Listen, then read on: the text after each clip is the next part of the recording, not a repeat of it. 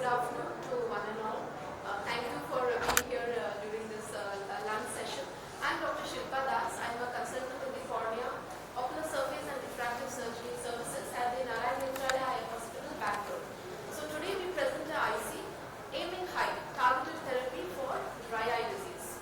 Now as you know, dry eye disease is a multifactorial condition that is characterized by loss of tear fluid homeostasis, lot of inflammation and lot of hyperosmolality. It has a wide range of etiology, wide presentation. Increasing prevalence is being seen now, especially in the urban population. So diagnosing it right and diagnosing it early is very important. Today we take you through targeted treatment rather than a blanket treatment for dry eye therapy, and we aim to look at different aspects of dry eye disease in our IC to diagnose and treat it in a more effective manner and also suggest newer treatment strategies. Let me take you through the course outline. We have 5 talks today. Dr. Gary Kundu is the consultant at the Cornea, Refractive and Ocular Surface Services at the Eye Hospital. His main interest is research in AI, keratoconus and dry eye. So he will be covering our first talk, diagnosing it right, basic to advanced techniques. I will next take you through the management of evaporative dry eye. Then we have Dr. Dr.Shilpa. She is from L.V. Prasad Eye Institute. She is a consultant in the dry eye, ocular surface as well as the cornea services there. And she has keen interest in the management of aqueous deficiency dry eye, Stevens-Johnson syndrome, and she has many publications on lid margin, mucous membrane transplantation as well as the minor salivary gland transplantation. Next we have Dr. Pooja Kamar from Eye Hospital again. She is a clinician as well as a translation researcher with a PhD from Maastricht University, Netherlands. She will take you through the biomarkers required for the diagnosis and treatment of dry eye disease.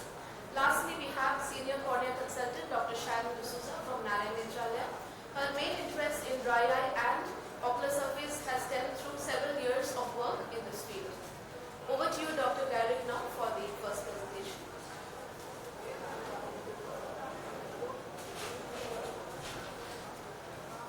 Thank you, Dr. Shilpa, for the wonderful introduction. So, I'm a Bengali, but somehow I've been born and brought up in Bangalore, and this kind of humidity gets to me sometimes. So, just a couple of seconds. So, I'll be speaking on dry eye diagnostics, basic to advanced. Many of aspects is something which you're all aware of, but I'm just going to take you through. Dry eye is now increasingly becoming a specialty in itself. We do have patients coming pre-operatively, post-operatively. There are certain publications which look at how you diagnose it, but having said that, basics is always basics, and you have to go back to your stepwise approach rather than directly going for diagnostics. So an adequate history is obviously important. You're doing an adequate questionnaire. I will come to it later. A lot of non-invasive tests. The non-invasive breakup time, we do something known as lipid interferometry, lipid layer thickness, fluorescent staining. Staining is something which is very important and that should not be missed. Of course, the classical Schirmers, and you're looking at an objective way of analyzing MGD, meibomian glands, which is through various tools which I will be speaking on. So, like I said, never forget your basic. It's always good to characterize whether it is aqueous, whether it is evaporative. Majority of the times what we see is a mixed. I'm not going to go through how you do Schirmers, how you do tear film breakup time. That's something which is of course we are aware of. Staining, two commonly used stains in clinical practice is the rose bengal and the lissamine green. Similar staining characteristics as RB. If you look at lissamine green, lesser toxicity to the corneal epithelium, lesser stinging sensation, but there are various staining scores which all of you might be aware of. Something known as the Oxford staining, something known as the NEI, the National Eye Institute grading. Now, if you look at literature, there are so many staining scores which have come through. But as clinicians, you need to kind of focus on what you're comfortable with and also follow that up in the same way. Some of the staining scores just look at the cornea as a single zone. Some look at it as multiple zones, whether it's 3 or whether it's 5. But remember, whatever staining scores you're using, make sure that you follow it up in the same way. You're basically dividing the cornea and also the conjunctiva into zones and then noting down the staining characteristics in each. So that is something which is important. Now, dry eye questionnaires. This is sometimes an underrated use in the clinical practice. It's fairly simple, gives a lot of information. There are a lot of subjective questionnaires available, looking at the ocular surface disease index, which we commonly use in our clinic, speed questionnaire, the dry eye questionnaire 5, DQ5. So these are subjective assessments, and believe you me, if adequately and well done and well, told to the patient on the importance of it, and it's just not just another form to fill prior to meeting you. It's important that, filling this and explaining it to the patient is important. I'll be coming to it as to how it actually correlates, if well done, with varying grades of dry eye disease. So that's important. So just to summarize in terms of how you evaluate at the slit lamp, you look at DBUT, always then do tear meniscus height, then go and do the staining pattern. It's imperative that you check sensations, that's something important. You then proceed and do Schirmer's test without anesthesia, with anesthesia. Always look at lid blinking patterns, avert and look for subtle findings such as concretions, and the blink rate is also something which is important. Now there are various diagnostics if you're looking at how it helps us in quantifying or objectively analyzing dry eye. There is something which is known as the ocular skeratograph, something known as the ocular surface analyzer, and EPView. I'll be taking you through. So I spoke about basics. You are quantifying the amount of tears, Schirmer's. You're looking at the tear film breakup time, the tear film meniscus. You're also doing a subjective assessment of the discomfort. So this has to be done for all patients. Anything in addition to this is kind of adding on to your already existing diagnosis and kind of corroborating your findings. Clinical diagnosis is still the main way to go forward. History is still something very important to know. So a lot of work has been done on objectively analyzing the meibomian glands, the anatomy, the structure. There are many publications, including our group, which have looked at quantitatively grading MGD. So what these tools do is it kind of quantifies the meibomian glands and kind of characterizes as to regarding the loss. So for example, if there is a 25% or less, then 25% loss, it is well mild or very less. If it is between 25 to 50%, it generally tends to be somewhere between mild to moderate. As we go ahead, 50 to 75 and more than 75% grand loss, it generally tells us that it's a severe disease. So of course you're still going to do your tear film breakup time. Of course you're still going to look at the lids. You're still going to quantify, anatomically look at the meibomian glands, avert. That is something which you still have to do, but this is kind of giving us an objective assessment of the meibomian glands. So there are a lot of these softwares which are AI driven. I do a lot of work in AI. These are helping us in kind of quantifying, but more or less it's giving you the same thing. So sorry for that. I think some glitch in the while I transferred it. So ocular surface analyzer is another tool. What it does and what it adds to it is it's giving you meibography. It also gives you an option of entering the OSDI. You can of course do that separately with the sheet. So this is how the interface looks. See, a lot of this is something which even we don't normally use, but importantly you need to look at the meibography option, you need to look at the blepharitis option, you need to look at the interferometry. These are the main things we look at. Anything in addition to that is of course an extra. So lipid layer thickness, a way of quantifying lipid layer thickness using interferometry is something which kind of indirectly gives you the functionality of the meibomian glands. So if you look at these various patterns in the lipid layers and the thickness, something known as a closed meshwork, this kind of a wavy or amorphous pattern are normal. So it is objective analysis. It also gives you cutoff scores. Below which we consider it to be a non-functional or suboptimally functional meibomian gland. And again, any device which has a placido will also give you something known as a non-invasive breakup time. What it does is it projects this placido disc reflection onto the tear film, the precorneal tear film, and it kind of automates and looks at which area maintains the tear film for how long. So if you see the change to yellow and in some cases red, that is the area where the tear film is actually breaking. Do you really need this clinically? Well, it is kind of again corroborating your clinical findings, but this is again an add-on, and because my topic is on diagnostics, hence I'm talking about that. It also looks at documenting staining patterns into the machine itself, and gives you an option of looking at the tear meniscus height. So I spoke about Cirrus topographer. It has a Placido with a shine flow.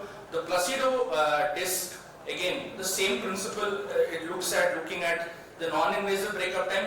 What is important is they have done a comparative analysis on all of these tools, whether it is Cirrus, whether it's Oculus, whether it's the SPM, and they found that majority of those parameters are actually repeatable. So any instrument which comes in the market, it should be repeatable, and not only should it be repeatable, there should be some amount of agreement between those devices, and therefore understanding that you need to optimize what tool you have in your practice. That is what is important. Okay. Finally, not all of you might have all of these tools. Whatever you have, please make sure that you optimize the way you use it. So LipidView is another tool which kind of looks at the lipid layer thickness.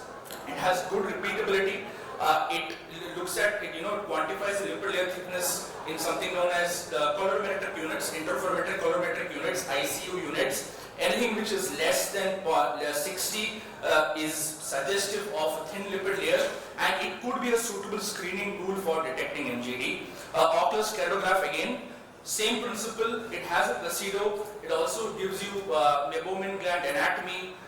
These are tools which are agreeing with the previous tools I spoke about and can be used interchangeably. Again, it has a way of classifying the meibomian gland loss. So, how do you choose? This is something which I think further speakers will be talking about that. It can kind of help us in prognosticating, help us in figuring out which bracket these patients fit into. An important tool, this is known as the optical quality analysis system. Now, it's important to understand that tear film optics plays an important role. A person who has dry eye has an altered tear film optics. A patient who does not have dry eye can also have an altered tear film optics, and that is where analyzing the tear film scatter at the precorneal tear film level is important. So this gives you an objective assessment score.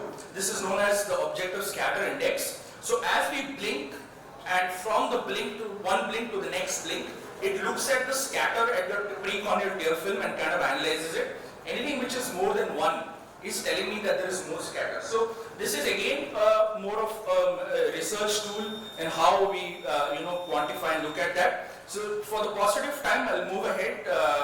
This is again looking at something known as the vision breakup time. So this tool is again a research tool, no doubt, but what we have found is that altered tear film optics can also change the way we image patients, and we have proven that in terms of an altered tear film optics altering the repeatability of an instrument. So that is why these tools can somehow help us analyze patients better.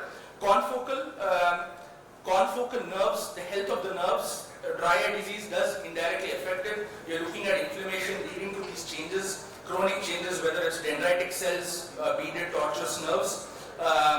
This is again 2 patients, one with healthy nerves, one with dendritic cells, which is basically a sign of inflammation. And again, what we found is that it correlates very well with the grades of the dry eye disease and also with the OSDI. So people ask me, why do we need a confocal? And what we found is that confocal changes kind of corroborate very well and with well done OSDI. And therefore, though not everybody can have a confocal microscopy, a subjective assessment using those questionnaires which I spoke about is something which is useful. So to summarize, your clinical diagnosis is still the key. You should not forget your basic evaluation, your history, but yeah, there are other diagnostics which can kind of corroborate and add to your armamentarium. Thank you. Thank you, Dr. Garrick. Any questions we would be happy to take?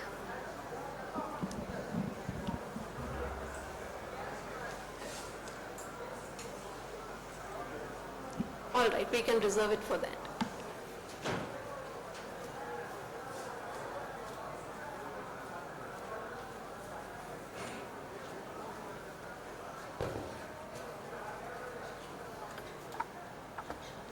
Can you show my slides? Yes. Good afternoon once again. I will be taking you through the management of evaporative dry eye disease. Where does evaporative dry eye disease stand today? different studies show the prevalence to be 5 to 50%. This is because of the variability in the types of studies that have been conducted. But if you look at the classification of dry eye disease, evaporative dry eye disease has been a part and parcel of these classifications since the beginning, and it actually constitutes and is more common than the aqueous deficiency dry eye disease. A complex play of different factors like tear, hyperosmolarity, goblet cell, glycocalyx, mucin loss, all together with meibomian gland dysfunction lead to this evaporation of tears. How do we identify? So when a patient comes to you with dry eye or symptoms of dry eye, he has all these symptoms. So how do we know whether it is evaporative, aqueous deficiency, or it is mixed? Very simple, just look for the cause. Is it because of poor lid apposition the tears evaporate, or is it due to vitamin deficiency? The most common cause is meibomian gland dysfunction. Is it the effect of environment? Because today in urban population we see a lot of computer usage, screen usage leading to low of humidity as well as dry eye disease. Or is it any coexisting surface disorders like allergic eye disease? Evaporative dry eye due to MGD is the most common ocular disorder that any clinician could see today, and hospital-based studies have reported a prevalence between 42 to 57%. Look at the eyelid first. Is there any positional disorders like lagophthalmos, Bell's palsy, thyroid eye disease, ectropion? Look for neurosensory anomalies like a herpes zoster or a corneal ulcer or a herpes simplex infection that reduces the neurosensory inputs to the cornea and reduces the inflow as well as the blink rate. Therefore, there is an evaporation of tears. Look for signs of vitamin deficiencies, vitamin A deficiency, vitamin D, and ask the question, probe the patients for any environmental factors. The most common one, meibomian gland dysfunction. Observation of the glands is very, very important. Look at the margin. Look at whether the openings of the meibomian glands are open, any pouting, any thick secretions present. You can see toothpaste-like secretions in very severe disease. You can see cicatrization changes, and also you can see telangiectatic vessels in severe MGD. You will also see multiple breaks when you do the tear film breakup time. Mostly in evaporative dry eye, you see a spot break, a random break, or a dimple break, whereas the area and line breaks are more associated with the aqueous deficiency dry eye. Now there are different scoring systems. The simplest way to remember is look for the dropouts first. That you can do a Meibo score by doing the mammography as shown by Dr. Derek, or simply use an infrared in the autoref, and you can see how much is the dropout zone. Look at quality of the Meibo as well as expressibility. So if you just press, you can see whether you're having thick secretions or whether you're having a cloudy, insipid toothpaste-like secretions. That's how the grading is done. And when you're pressing the central 8 glands, either you choose the upper lid or the lower lid. If all your glands are expressible, it would be a grade 0, whereas no gland expression would be grade 3, and 1 and 2 would be in between these two. The other diagnostic tools, as already highlighted, you will see that the lipid layer thickness is reduced in evaporative dry eye. Also the NIBUT will be low. And of course in the mammography you will see a lot of gland blockage. Coming to the management, I look at lifestyle modification to be almost as important as rectification of primary pathology, because we see so many cases of dry eye which do not have any signs, but the patient is very, very symptomatic. In such cases, it's very important, and that's when your questionnaires come to role, because the patient may not be able to tell everything to you in the time that he's spending with you. So if you give him a questionnaire and he's waiting and answering these questions, you may be able to suggest him lifestyle modification to reduce his dry eye symptoms. Now, medical therapy is the mainstay of management for any kind of dry eye, the others being procedural therapies and surgical therapies that will be discussed subsequently. Ocular lubricants are sterile hypotonic or isotonic buffered solutions, and there are different types. Now, the consideration in creating a tear substitute and which tear substitute to give to the patient will depend on all these factors, like the efficacy, its stability, how much the patient can tolerate it, is there any toxicity, what is the residence type, and what are the preservatives used. Viscosity building agents include carboxymethyl cellulose, HPLC, polyethylene glycol, and sodium hyaluronate. They augment the aqueous layer, and they also contain some compounds like dextrin and glycerin, which can further help in increasing the viscosity. and these are available in different concentrations in the market. Osmoprotective agents like trehalose and erythritol reduce the concentration of intracellular organic salts, thus reducing the hyperosmolar stress. So these are also very useful. Of late in India, after the introduction of lipid-based eye drops containing amphiphilic lipids and surfactants that fortify lipid layer, they have a more sustained effect in MGD. But one thing I've seen is these drops are a little thick, and sometimes the patient may initially complain that they stay in the eye for a longer time and cause blurring of vision. It is not a bad idea to give this to the patient at the end of the day before he sleeps. Of course, a lot of other drugs are required apart from your lubricants, depending on the inflammation as well as the lid abnormality. Steroids, usually loteprednol or fluoromethanol for mild inflammation, and prednisolone acetate for more severe inflammation when there is a ocular surface disease along with your evaporative dry eye, is definitely required, especially if there is a blepharitis or follicular conjunctivitis or marginal keratitis. Antibiotics, which also have an anti-inflammatory effect, are very useful in meibomian gland dysfunction. These drugs, they kill the staphylococcal bacteria which get inside the meibomian glands and thus reduce the proliferation as well as the inflammation. Most popular is doxycycline. You can also use azithromycin. Doxycycline is typically used for very severe cases twice a day for 2 weeks, followed by you can give it once a day for another 4 weeks. It is around 100 milligram. Azithromycin, a short 7-day course is enough. Ointment could be tetracycline and chloramphenicol. There is your role of immunomodulators like cyclosporin A and tacrolimus, and these supplements are today almost given for all cases along with your topical therapy. They include omega-3 fatty acids, vitamin A, vitamin D, whose deficiency is implicated in dry eye disease, curcumin extracts and macuberry extracts. So what is the traditional therapy if you are only looking at a meibomian gland dysfunction?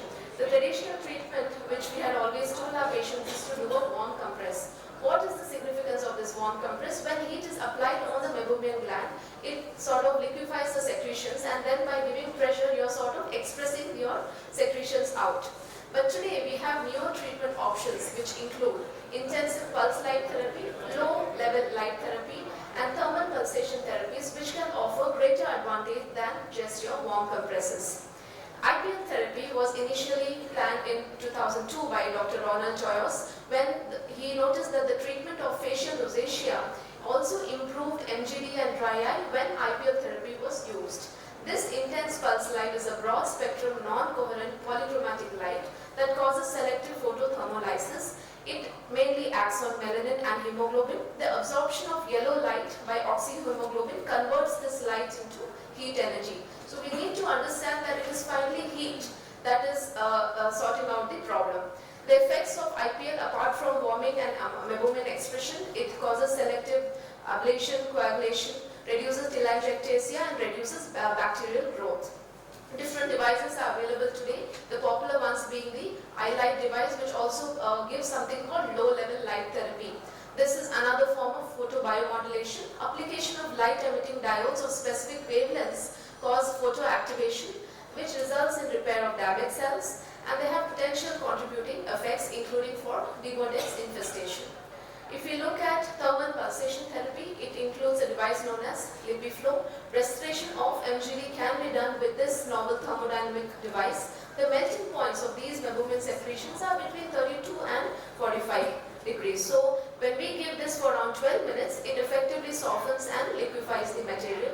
This is how the device looks like, and it is once it is placed on the eye, it gives compresses to the eyelids, thus removing all the blocked meibomian glands. Several studies have looked at the utility of IPL therapy for MGD, and looking at the literature, the IPL is noted to increase or improve the OSDI score, the tear film breakup time, the lipid layer thickness, more than the other parameters. Looking at the in-house studies that was published from our hospital, this was a randomized controlled study evaluating the effects of IPL therapy using the iLight device. Now it included the MGD, which was of a grade 2 and higher, and it was a prospective study that was randomized and double-blinded, where a total of 100 subjects were included. 50 subjects were into the study and 50 were control group. This therapy was given on day 1, day 15 and day 30. And the conclusion of the study was that the cumulative effect of the treatment actually improved over time. So as you can see, there was a significant improvement in the OSDI as well as the TBUT scores, which gradually improves after the second and the third session of your IPL therapy, although Sherman's test was not significantly altered. Also looking at the molecular factors, both the clinical and molecular outcomes were known to be good in this study, where 3 months after treatment, not only the clinical parameters, but also there was a significant reduction in the tear fluid levels of interleukins, MMP and the ocular surface B cell proportions. This would be further elaborated in the subsequent talks. IPL therapy can also be used for allergic conjunctivitis, blepharitis, Sjogren's syndrome, and I found it very useful in anti-glaucoma drug-related ocular surface disorder. We also recently looked at outcomes of IPL therapy using a EI platform, which this machine does not have a low-level light therapy, but it gives only your IPL sessions. Now this study was conducted for a 1-year period, and the patient received 3 sessions, that is on day 1, day 15 as well as day 45. And 46 patients were included who underwent 110 sessions of this therapy. And MGD alone was present in about 49%, and 61% actually had MGD with some other disorder. So the drugs given mainly in this study maximum was sodium hyaluronate, followed by immunomodulators and antibiotics. And looking at the results, we saw that the mean tear film breakup time and the Sherman's values both improved pre and post therapy, and there was symptomatic improvement seen in 72% of patients. So to conclude, this is how I would approach an MGD patient in my clinic. I would just think whether it's a mild or a severe case. In mild cases, start with your warm compresses, start with the antibiotic ointment for a couple of weeks, and definitely the lubricant of your choice, and also depending on the severity. If the patient has a more severe disease in the first presentation itself, do not wait for the initial treatment to work and then only shift. You can directly add oral antibiotics, and also please tell them to do lid scrubs, as well as you can add topical steroids. If the dry eye disease is chronic and if the patient presents to you in a mild form, still you need to treat it as a more severe variety and think of adding anti-inflammatory agents like cyclosporin and tacrolimus in your first sitting itself, and please include nutritional supplements apart from omega-3 fatty acids. Your vitamin A, vitamin D and your other vitamin extracts will come to play. And if there is no response, or you already know that the patient has taken treatment for a couple of months and has failed, then please proceed with the intense pulse light therapy or the lipid flow therapy. To conclude, evaporative dry disease is the most common one, and newer ways of diagnosis are available today. Mainstay of management, although still medical, procedural therapies are new promising modalities, and lifestyle and environmental factors have a significant role. When it is mixed with the aqueous deficiency dry eye or OSD, then it is more challenging to manage, and patient counseling is extremely important. Thank you very much.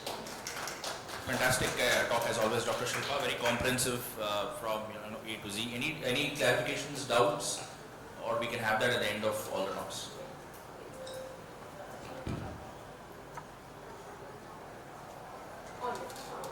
Next we can have the.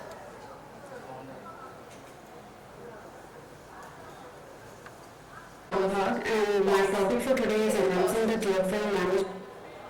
So the next talk is on aqueous deficiency dry eye by Dr. Swapna. Unfortunately, she couldn't join us for the session today, so we have a recorded video from her, and I hope you hope you enjoy it, and any clarifications we will be happy to take. Treatment of aqueous deficiency dry eye.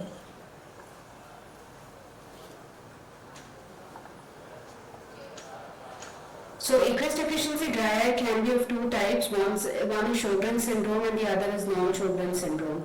So Sjogren's syndrome is an autoimmune disorder, whereas Sjogren's syndrome is one of the most common diagnoses. Could be Stevens-Johnson syndrome and other inflammatory disorders such as mucous membrane pemphigoid and graft versus host disease. Whereas other non-Sjogren's causes of aqueous deficient dry eye could be congenital lacrimia. This could also be due to radiation-induced damage to the lacrimal gland or iatrogenic problems. The etiology of aqueous deficiency dry eye can also be because of different reasons, such as immune-mediated lacrimal gland inflammation, conjunctival cicatrization, neurogenic and lacrimal gland loss, as can be seen in this etiology-based classification.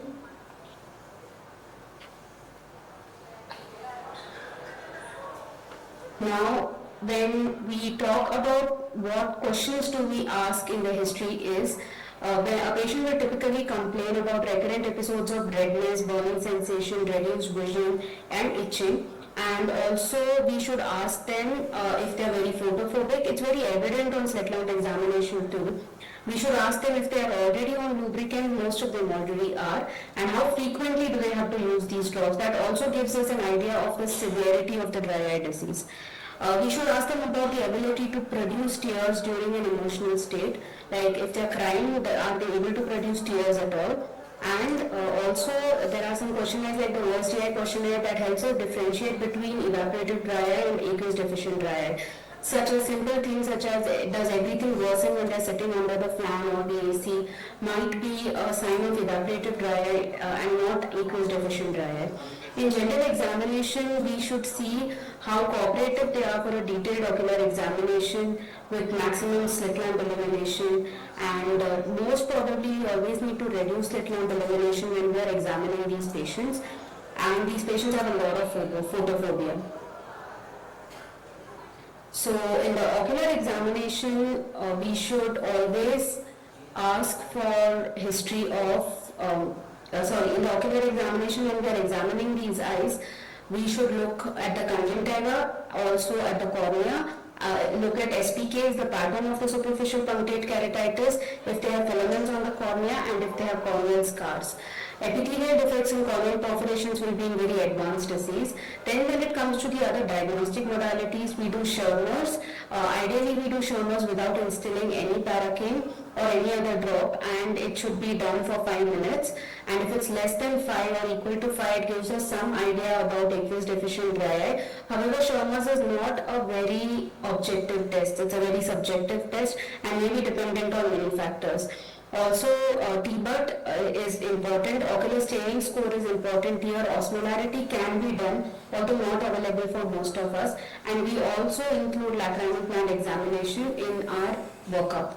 So when we examine the lacrimal gland, we should know how a normal lacrimal gland looks like, that it is convex, pinkish in the superior temporal fornix reaching till the lateral canthus. However, in cases of aqueous deficient dry eye where the lacrimal gland is affected, such as Sjogren's, the morphological aspect of the lacrimal gland is not normal. It is markedly reduced in size, does not look normal, has a lot of fibrosis, as you can see in these images. These are images of patients with Sjogren's syndrome. This is the direct visualization of the aqueous tear secretion from the lacrimal gland can also be done. This has been published previously from a Korean group, and we have also seen that in a normal patient we can see like 4 glands, 4 tear ducts secreting the tears, and in a patient with Sjogren's we do not see any tear duct secreting these tears. So we have incorporated lacrimal gland examination in every single one of our patients who complains of dry eye.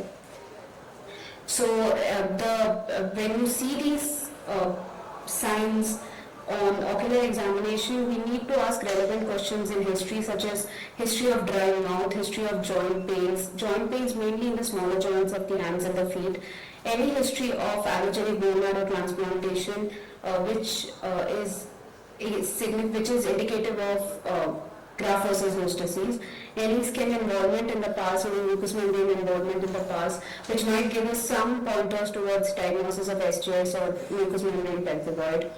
And if the dry eye is also associated with a picture like this of cicatrizing conjunctivitis with fornicial shortening as seen in this image, then we should look at some other diagnosis. It might not be Sjogren's, because primary Sjogren's or secondary Sjogren's have cicatrizing conjunctivitis very rarely.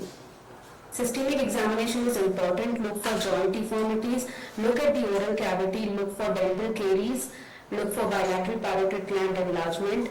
In the systemic examination, along with the ocular examination, look at the skin, look at patches of hyperpigmentation or hyperpigmentation. As seen here, look at the oral cavity for posterior migration of the mucocutaneous junction of the lip. Look at the nails. These are signs of Stevens-Johnson syndrome that has occurred in the acute phase in the past. Also look at the oral cavity for ulcers. This might give an idea about mucous membrane pemphigoid. Although most mucous membrane pemphigoid cases do not have any other findings on the body other than conjunctival foreshortening. So when do we send a patient for tests? So generally when there is history of small joint pain, there is dry mouth, Schirmer's is low, T-BUT is low, ocular staining score is 3 or more than 3, and the patient has all signs and symptoms of severe aqueous deficiency dry eye such as diffuse SPKs, filamentary keratopathy, then we should send a patient for blood test. And the blood tests we generally send are ESR, CRP, RA factor and ANA. If the suspicion is very high, we can send an ANA profile also, but this is an expensive test and all patients will not be able to afford this. At that point of time, we can just send maybe anti-SSA if the diagnosis of Sjogren's, primary Sjogren's is suspected. Anti-CCP is something that the rheumatologist send to understand disease activity. According to the ACR, that is the American College of Rheumatology UGARD classification given in 2016, there is a scoring system to which the eye scores are not very high. So ocular staining score of 5 or more than 5 and at least one eye is graded 1. Schirmer's test is also graded 1 of less than 5 millimeter. And you need a total score of 4 or more than 4 to diagnose this as Sjogren's. So, although we can see that the ocular staining score and the Schirmer's test might give us a diagnosis of Sjogren's, we should send these patients for blood test, and if that comes positive, we should send these patients for a rheumatology consult. This is a patient with where you can see that the patient has diffuse superficial punctate keratitis in both the eyes. So Schirmer's was low, DATS was 0, and this patient turned out to be having small joint pain since 2 years, and when we sent her for blood test, RA factor was actually positive. This is a wheelchair bound patient due to joint pain, and we again saw that the surface was very poor, had corneal scars, she had repeated episodes of epithelial breakdowns. Schirmer's was low, DATS was 0. She also turned out to be RA factor positive. In fact, after she was started on systemic immunosuppression by the rheumatologist, she became wheelchair free and she walked into our clinic. The treatment of aqueous deficiency dry eye can be both medical and surgical. Medical management includes topical medications, oral medications and scleral lenses, whereas surgical management includes punctal cautery and minor salivary gland transplantations. So topical medications can be artificial tears and medications to reduce inflammation and autologous serum eye drops. So this is a table that we have provided in this review article published in ICO about a year ago, which covers all the medications that can be given for dry eye disease. I will just highlight one is the supplementation with artificial tears. This is very important. The disadvantage is that obviously the patient needs to instill the drops very frequently in aqueous deficiency dry eye, and this also drives up the cost for the patient. And this might be very expensive because a patient might finish 1 bottle a day. So this is not exactly going to be cheap. I won't go into the details of the topical medications, that is the topical lubricants, because that can cover an entire different IC. So topical medications to reduce inflammation are mostly topical steroids, which are shock-acting given in the acute phase when the patient is very symptomatic, very photophobic, and cyclosporin eye drops of different concentrations can be given for longer duration. This is mainly to reduce ocular surface inflammation.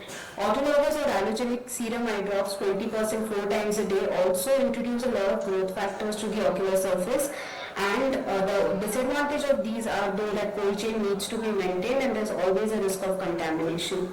Oral medications include systemic immunosuppression. Mainly one of the treatment for Sjogren's is first they are started on hydroxychloroquine, then they might be started on other disease modifying agents such as sulfasalazine, and a lot of them are actually put on methotrexate, and this is mostly the systemic immunosuppression profile for Sjogren's syndrome. And pilocarpine is mainly given to increase oral mucosal cavity secretions. Contact lenses are also very useful in these patients because contact lenses are especially useful in patients with SJS and OCP, and also Sjogren's But because in STIs you might have other admixal abnormalities, it is more useful. The advantage of scleral lenses is it reduces the dependency on artificial tears and also helps with admixal disorders, but again expensive, cumbersome to insert and remove, especially for a patient with joint deformities. And if the patient is advanced symblepharon, we need to address that before giving scleral lenses.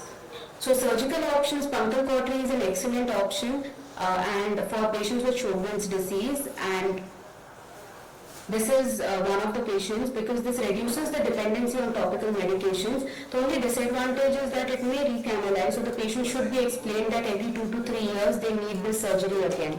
And puncta may already be stenosed in patients with SJS with advanced cicatrizing conjunctivitis, so the punctal cautery may not be an option for them. This is a patient who underwent punctal cautery for secondary Sjogren's, and she was symptom-free after punctal cautery and was very happy. And we have patients who follow up just once every 6 months, once every year after punctal cautery is done. So minor salivary gland transplant is an option, especially for non-Sjogren's. I mean non-Sjogren's because in Sjogren patients, even the minor salivary glands might not have a lot of secretion, so it's not very useful in patients with Sjogren's. So we mainly do it in patients with Stevens-Johnson syndrome. So again, the advantage is that dependency on topical medications reduce and a larger amount of tissue can be transplanted, but this is again not a permanent solution, and the ocular surface inflammation can cause the new gland that has been transplanted also to get destroyed with the inflammation. So this is a patient where in the superior fornix the salivary gland from the lip has been implanted, and this is how you can assess the donor area in the lip. And then this is the surgical procedure which has been covered in this paper published in BJO. And this is the actual area from where the gland has been transplanted to the eye and is secreting these saliva-like secretions. And this is the improvement in ocular surface in a patient post NSGT, where you can see that the corneal scar has actually gotten modulated and the patient's vision improvement, the patient was symptomatically also much better. These patients need a lot of counseling. They need to be told that systemic immunosuppression should not be stopped, or they might have even joint deformities. They should be compliant. This is a patient who stopped systemic immunosuppression on her own for secondary Sjogren's and presented with this after a few years, and we had to again start her on systemic immunosuppression, do a punctal cautery, after which her surface improved somewhat. But this is again a blinding disease. If they are not compliant, they should be told that they might have vision-threatening complications such as a corneal melt. So in Sjogren's, ocular mucous membrane pemphigoid, SJS, GVHT, the treatment modalities are slightly different, with Sjogren's and ocular mucous membrane pemphigoid mainly relying on systemic immunosuppression, whereas SJS has some more surgical management options, and GVHT again needs systemic immunosuppression. For all these recalcitrant cases, we provide autologous serum, and we do not actually do punctal plugs in aqueous deficient dry eye. We believe it's better to do punctal cautery in these cases since it's a permanent modality.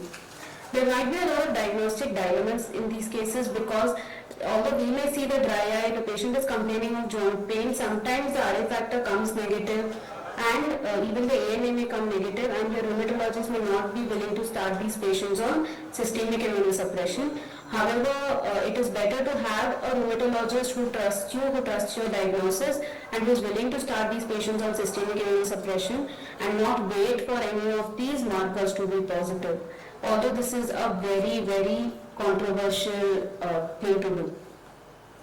So I'll end my talk here. This is one of our the review articles published recently, and you can probably go through this to understand aqueous deficient dry eye better.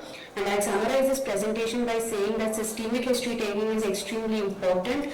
I prefer to send these patients for systemic tests and then explain to the patients that this is a manifestation of the systemic disease and how the management of the systemic disease will improve the ocular condition also. And I refer all my cases to a rheumatologist, and I emphasize the role of frequent follow-ups with both myself and the rheumatologist. I explain the role of systemic immunosuppression to patients and the need for compliance, and we play a very important role in diagnosis of these autoimmune conditions, helping the patient and probably prolonging their life. So it's very important to understand when to pick up and how to pick up this disease. Thank you so much. The amount of time that we spend in the clinic for a patient with aqueous deficiency dry eye is almost 3 times the time that you would spend with a patient with evaporated dry eye, because we have to rule out all these other systemic problems and reiterate the importance of not only the systemic, not only the ocular therapy, but also the systemic therapy, because many times we see the patient losing compliance on that, and that of course affects the dry eye disease. Now we have Dr. Pooja Khamar. She will take us through biomarkers in dry eye disease. Thank you. So what I'm going to be talking about is a little bit futuristic, but I'm sure how the Shermer's test, the T-BERT and all other investigations have become very important in our clinic today for a dry eye patient. As we move on, this is also going to become the future, which will help us a lot. So looking at this slide, what you see is just 2 types of cells. One is what is symbolized in the stress. You can see the white reflective image, which is under with the white circle. The healthy cells are eating up that dead cell. That is nothing but a dead cell, and the healthy cell is eating up that dead cell. However, if you see the right side of the video on your screen, this is the dead cell, and the surrounding cells don't look too healthy because they are under inflammation. There is inflammatory stress. So they are not eating up this dead cell. So what happens is when this dead cell starts accumulating, there is no space for the new cells for it to grow, and this is what happens resulting. Like, there's hardly any healthy structure left, and that produces a lot of inflammatory markers which are beyond your normal levels. There will be normal levels of inflammation in your eye to sustain the harmony of the ocular surface, but whenever there is a lot of inflammation, the markers which are produced are very high. So what we see in our clinic is this 2 types of patients. One which respond very well to the treatment, and the second group of patients who remain dissatisfied. And they go from one doctor, sometimes they keep coming back to you, or sometimes they are not satisfied, they keep going from one doctor to the other. And in spite of taking multiple medications, they are still unhappy. So we call them as non-responders. They are nothing but a patient with a dry eye is one who experiences persistent symptoms with objective measures like tear film instability and also the corneal health, which is not improving despite the treatment which is given. So as we are moving towards the era of personalized medicine in cancer and other diseases as well, I think dry eye also needs a tailored, targeted and tailored treatment approach. And if we do that, it just improves our patient outcomes and it has a higher treatment adherence. So this is a very long journey of more than 10 years. It started with 3 scientists, and then we have it's known as GrowLab, and now we have a human biorepository which shows more than a lakh of samples, and we keep analyzing them to get answers of unknown. And this is a team of 150 scientists which have helped us identify what is wrong. So over the 10 years, there are multiple biomarkers which have been analyzed and reported to have been common in the dry eye disease. So looking at all this, but this was of course done an extensive setup of a lab. But our question was that can we bypass this cumbersome process of biomarker analysis, but because not all of us can have it in the clinic, and have a simple tool like a projector or like of a machine in your clinic which can help us analyze these biomarkers and also help us identify why some patients are happy and some are not. So we have developed this biomarker kit which is known as the Pathfinder kit, where we collect tears using Shermer's strip. When you're doing your dry eye test, rather than just throwing the Shermer's strip, you collect it in a Reppendorf tube, and you add a buffer solution, a patented solution which comes with the biomarker kit, and you shake the tube for 5 minutes, and after 5 minutes you take the 50 microliters of the resulting extract and add it to each of this well, and then load it into the analyzer system, which is the kit. So we are happy to say that this is now available, and if you want to get your tear test done, you can visit the trade area in 115A, and we will be happy to do this test for you. And at the end of 90 minutes, we get this biomarker report. For each of these biomarkers, for each of your right and left eye, you get a value of what is the biomarkers of each.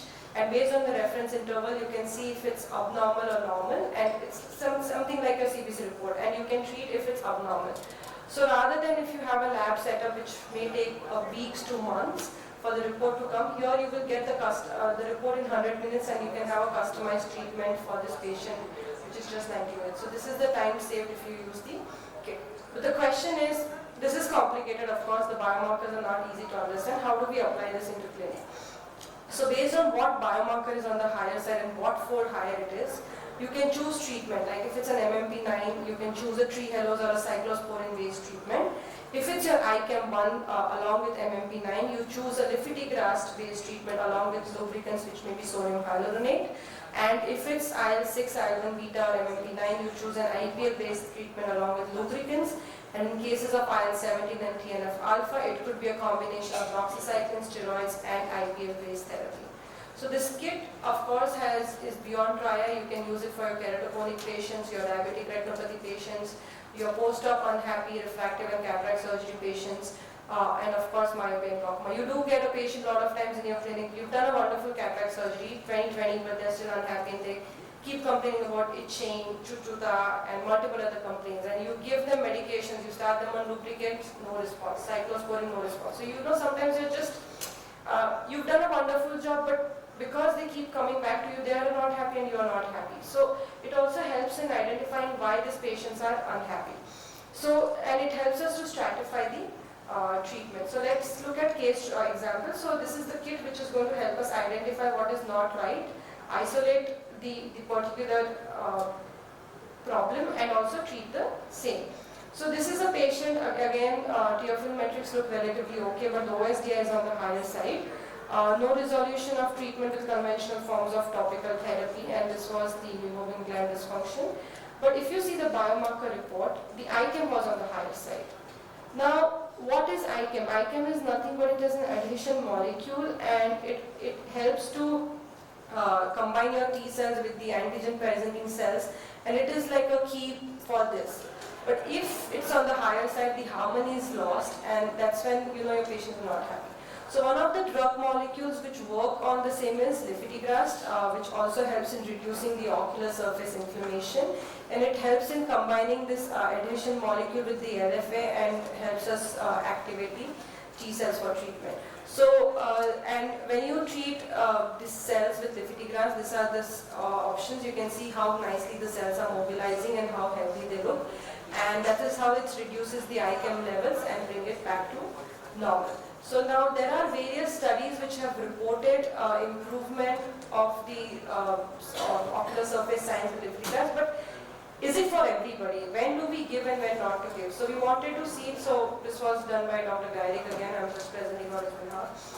One eye was given CMC based drop and the other eye was given lifitegrast, and all the dry eye metrics and tear biomarkers test was done.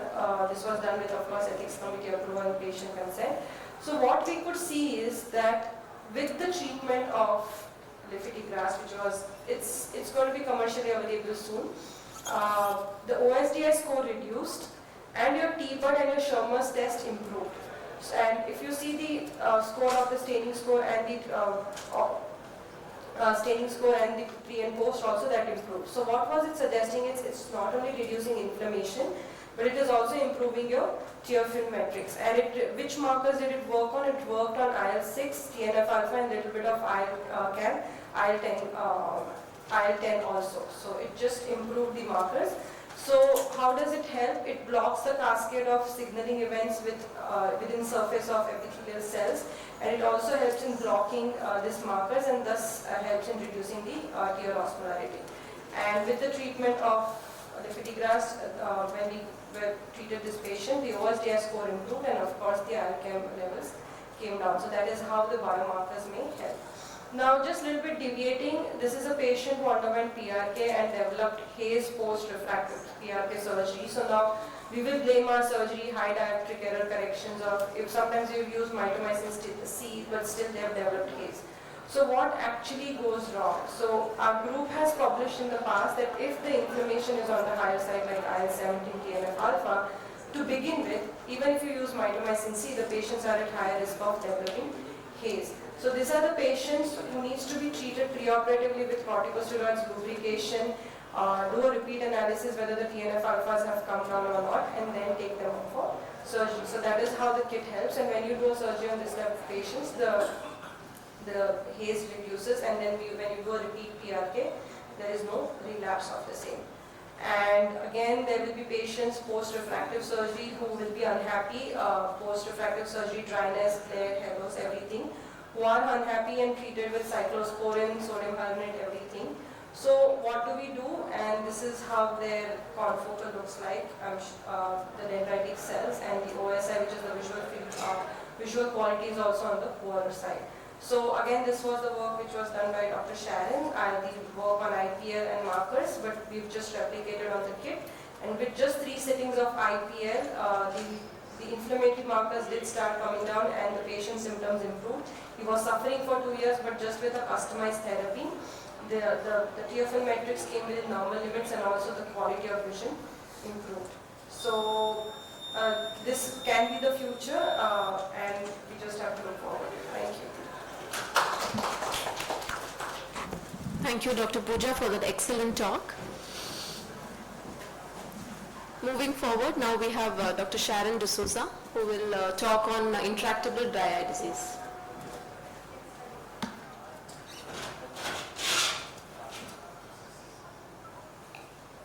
Good afternoon, everyone. So we've had a series of excellent talks, and I must say what I'm going to be speaking is pretty much a summary of everything you've heard, because dry eye is such a wide spectrum of a condition that you can't really pin it under that one heading. And I'm sure after all these talks you realize that what we think is dry eye may sometimes not be dry eye, what we don't suspect to be dry eye turns out to be dry eye, and what test we want to do for dry eye may not be applicable to dry eye. So there's a lot of ifs and buts which go on in our understanding of dry eye and what we want to treat and how we treat it. So let's see what we can pull out of our hat to try and treat.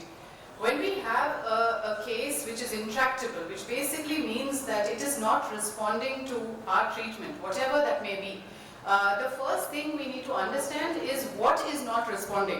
Is it the signs of the disease that is not responding, what we picked up, or is it the symptoms of the patient that is not responding? And that is an extremely important differentiation to make, because sometimes we may have other conditions which have more signs or more symptoms, and it's important. The next thing we need to understand is, I'm sure looking at all these talks you'd realize that the diagnosis that we may have made may be incomplete, or other things like even a chronic allergy can make the patient may think it's dry eye. And in this age of Google or so much of tech savviness, sometimes the patient will come and say that they have dry eye. They're already putting a lot of drops related to dry eye. In India, so many of these medications are available across the counter. So I've had patients self-medicating on everything from cyclosporin to methotrexate. And at that point, it's very, very difficult to try and understand whether the patient actually has a dry eye, and sometimes our tests may not be able to help us. Very important, as seen in Dr. Swapna's talk, was to always think in cases of intractable disease is whether this patient has some systemic illness. And that systemic illness could be as simple as something like an acne rosacea to something like a Stevens-Johnson syndrome, and therefore do not restrict your examination to just the eyes, but as the patient walks in, have a quick look at how they are walking, what is happening, whether they are debilitated or anything else. Even a malnutrition, vitamin A deficiencies can cause some form of dry eye. So it's very important for us to look at what else. The last thing which I was saying, understand what is not getting treated. Is it the symptoms? Is the patient, you think it's doing very well, but the patient is still complaining and still unhappy. And this can be some form of a neuropathic cause of pain, and it does not respond to any form of topical medications if it's become a centralized source of pain, and will need systemic medications including gabapentin or TCA. So that's a very important thing to look at. As shown in across the talks, when we are suspecting a systemic condition, based on our clinical judgment, as we've learned in medicine when we were in MBBS, clinical judgment, clinical examination cannot be replaced. So based on our systemic evaluation of clinical judgment, we may need to do certain investigations. I won't go into detail, and the additional diagnostics as shown by Dr. Kari. So in cases of symptoms more than signs, think of a neuropathic component, and one very, very easy test to sort of identify a patient who may have a neuropathic pain is something we call the Parikane challenge test. And this is very simple. If the patient is saying they have a lot of pain, which is not responding to any of your treatment, put a drop of any topical anesthetic. The most common, of course, is available to us is Paracaine. Don't tell them what it does. Just tell them it's a drop.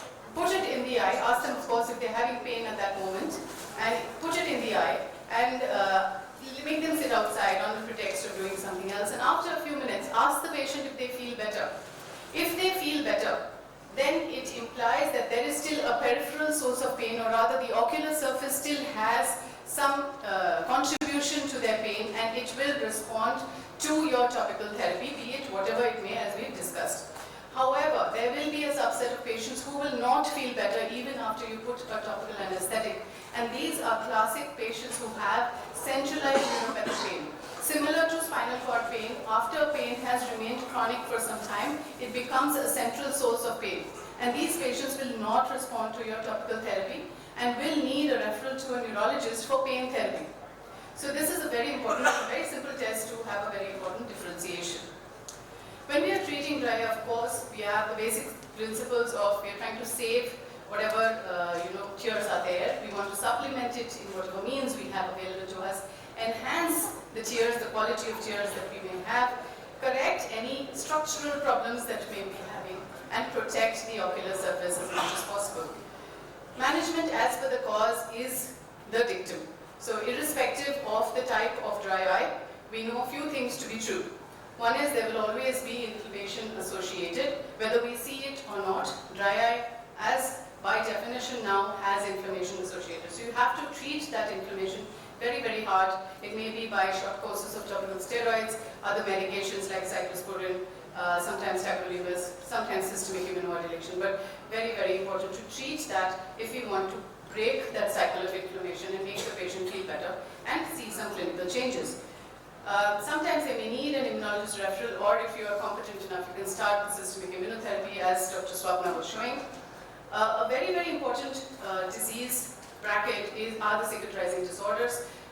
Sometimes the patient may have had an aborted Stevens-Johnson syndrome or something very subtle, a very early OCP. And these changes, unlike what we believe to be florid change, a lot of symplepharon, corneal shortening, sometimes they will be very, very subtle. Even patients who have had a very, very severe conjunctivitis, just a simple conjunctivitis, but a severe form of conjunctivitis can have scarring subconjunctivally, and if you invert the lid, you will see that. And because of the goblet cell damage or some damage to the lacrimal openings, the duct openings, they can have forms of dry eye. And one very interesting and very nice test which was described by Dr. Swati from AIOC is the DAT, so the direct assessment of tear secretion, which is a very simple test. You just lift the upper lid, ask the patient to look downwards and to the side, and put your fluorescein strip there in the corner where you know the lacrimal gland to be, and you will see the secretions of the tears, just like how we check for a Seidel's test. You look for the dilution of the dye, and it's a beautiful test to actually know whether the ducts are functioning. Your gland may be fine, but if the ducts are not functioning, you'll still have a problem there. Take a detailed history of any triggers, systemic medications, even glaucoma medications. Really, really chronic and notorious for causing problems on the ocular surface, which again come under the bracket of dry eye, but are not really a classic dry eye. When we have to do the management, autologous serum is something which has been invaluable in this subset of patients, especially in those who have very severe aqueous deficiency dry eye and also filamentary keratitis. It has its own challenges, which I will just talk for. So where possible, please use preservative-free medications and the other therapies which have been discussed across. So autologous serum, a few things that we must remember. It does work well, especially in severe aqueous deficiency dry eye. It's very rich in nutrients and anti-inflammatory factors and wound healing properties. There is a slight caveat to it. When there is an autoimmune disease like, say, Sjogren's syndrome or some of the other autoimmune disease, we know that it is a systemic condition. A school of thought says that if we take that person's autologous serum, it may still have some of the known autoimmune factors which may not work as well. But that being said, we still use it in patients who have Sjogren's and they do respond well. You need a little bit of a setup to make the autologous serum, so it cannot be just made in a clinic because the blood collected, even though collecting a peripheral blood sample is easy, it needs to be centrifuged and made under very sterile conditions to ensure that the patient does not develop an infection. In addition, the patient has to be explained that maintaining the sterile chain and the cold chain is very, very essential. So we cannot keep bloodletting every week. So at a time we make about enough for a month, and that has to be frozen and only one bottle kept out, and that has to be exchanged in a week. So maintaining that cold chain is essential because there are no preservatives in this, and so if not, it is a nice media for the bacteria or fungus to grow. So that is very, very essential. It is already a compromised ocular surface and can get worse if you add up. So always it's a double-edged sword. Plugs like the lacrimal occlusive devices has been covered. The main thing which we need to know is what we call punctal plugs. Most of the time now we are using intracanalular plugs, but in a patient who doesn't have very severe dry eye, or you think they may benefit, you can try a temporary plug which can be a collagen plug, or earlier we used to get catgut sutures which you can place in the puncta and check if the patient feels better in 2-3 weeks, and then go ahead with anything like a more permanent solution. Of course, in the very, very severe cases, punctal cautery is the way to go, as we saw. I won't go into the steps of insertion. Minor salivary gland transplant is a very, very useful technique. It is slightly cumbersome, but anyone who's doing mucous membrane transplants can go ahead and do it. There are some modifications in technique, like anchoring it to the muscle to ensure that it retains its vascularity and doesn't atrophy. So those things have to be kept in mind. And it won't work in patients who have Sjogren's because, again, even the sublingual glands and salivary glands may be affected by the Sjogren's syndrome. The last thing I wanted to check, we've gone over the procedural therapies, so I don't need to go into it. But do remember that the biggest advantage that many of the procedural therapies have now is that even though we are looking at it as it's treating MGD, it's pressing out the secretions, it may be heating up the glands, all of that. But the biggest advantage, and we have shown that categorically in our work, is that it reduces inflammation on the surface. And that is how these therapies in any form, even if you're doing warm compress, it is not just about changing the secretions, it is how we are improving the ocular surface, and that's how these patients are feeling better. Scleral lenses are invaluable in patients with intractable dry eye and really, really help. The large diameter lenses are what we're looking at in these patients with rose lens, and so we really need to give them the option when they are not able to do anything else. I won't go into too much detail, but this slide I think is extremely important. OCP is a seriously underdiagnosed condition, and early cases can be very subtle and easily missed. Very often they are triggered by surgery as simple as a cataract surgery. So you did a cataract surgery, surgery went well, patient comes back after 6 weeks, 2 months with a very inflamed eye. Think that there may be something else going on. Very often it's an asymmetric presentation, and look for early signs of keratinization near the caruncle or fornical shortening, more like a blunting which is happening, not the usual acute angle of the fornix, looking for a blunting. And these patients would need systemic immunosuppression. Topical medications are not going to touch these patients. So with that, I will end my talk. Thank you very much. Thank you, Dr. Sharon. I think we have about 2 or 3 minutes left. If anyone has any questions, we would be happy to take them. Others like scleroderma dry eye is a big problem. But somehow we see that the inflammation in rheumatoid, even if the joint is really simple, immunomodulatory treatment doesn't touch the dry eye. So that's what you are referring, that the rheumatologists are not willing to start on immunomodulatory therapy. But immunomodulatory therapy does not much help.